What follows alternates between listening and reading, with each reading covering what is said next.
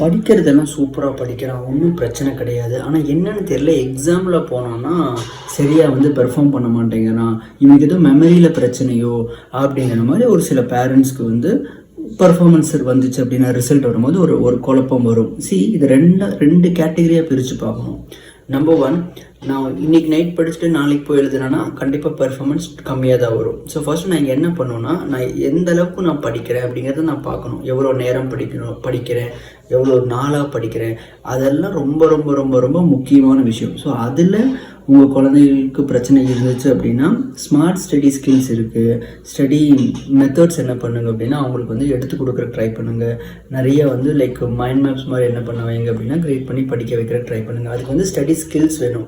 Sir படிக்கிறதெல்லாம் படிச்சிடுறான் sir, ஆனால் வந்து ஞாபகமும் நல்லா உழைக்கிறான் பார்த்தாலே தெரியுது, ஆனால் மறந்துடுறான் சார், எக்ஸாம் உண்மையாலுமே மறந்துடுறான் சார் அப்படின்னா அவனுக்கு கரெக்டாக வந்து உள்ளே போயிடுது, ஆனால் வெளியே வர மாட்டேங்குது. அப்போ நம்ம என்ன பண்ணோம் அப்படின்னா அது எப்படி வெளியே எடுக்கிறது அப்படிங்கிறதுக்கு மெமரி டெக்னிக்ஸ் இருக்குது, சங்கிங் மெத்தட் இருக்குது, மேபி அக்ரோனிம்ஸ் நான் அதிகமாக யூஸ் பண்ணுவேன். ஸோ இந்த மாதிரி மெமரி டெக்னிக்ஸ் எடுத்து கொடுத்தீங்கன்னா அது என்ன ஆகும் அப்படின்னா அவங்களுக்கு வந்து ஹெல்ப்ஃபுல்லாக இருக்கும்.